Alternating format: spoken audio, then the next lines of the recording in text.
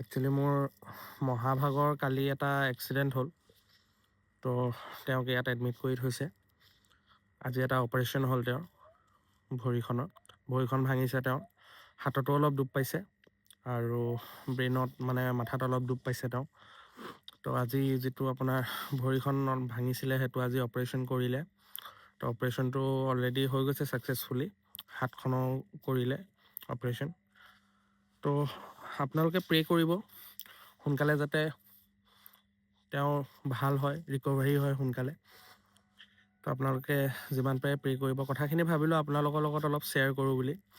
তো ৰাতি এতিয়া বাজিছে অলম'ষ্ট আপোনাৰ 1 বাজিলে, 1:11 হৈছে।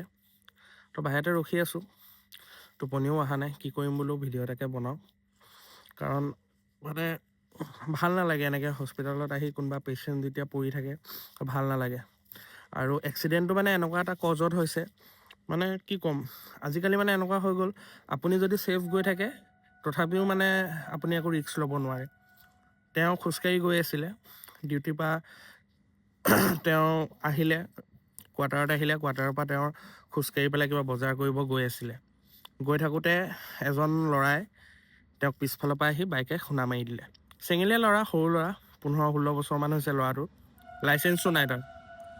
তো মই তেনেকুৱা ল'ৰাবিলাকৰ ঘৰৰ ফেমিলিক ক'ব বিচাৰিছোঁ এটা কথা, যে আপোনালোকে পৰাপক্ষত মানে সৰু ল'ৰা ছোৱালীৰ হাতত একচুৱেলি বাইকখন নিদিবই মানে। আৰু দিলেও আপোনালোকে এটা চাই ল'ব মানে যে ল'ৰাটোৱে কেনেকুৱাকৈ বাইকখন চলায়, ঠিক আছে? তো আপোনালোকে তেনেকৈ অকণমান চাব মানে ল'ৰাজনে মানে ইমান ৰাছ ড্ৰাইভিং কৰি আছে নে কি কৰি আছে, ঠিক আছে? বাহিৰত ওলাই গৈ আজি এজন ল'ৰাৰ কাৰণে সেই ল'ৰাজনেও দুখ পাইছে, কিন্তু তেওঁ ইমান ইনজিয়ৰ্ড নাই হোৱা, কিন্তু এওঁৰ বহুত কণ্ডিশ্যনটো বহুত ছিৰিয়াছ হৈ গ'ল। ছ' এটা ফেমিলি আছে ন, চবৰে এটা ফেমিলি আছে। তো কাৰোবাৰ কাৰণে কাৰোবাৰ ফেমিলি এটা লষ্টত গুচি গ'লে মানে বেয়া লাগে।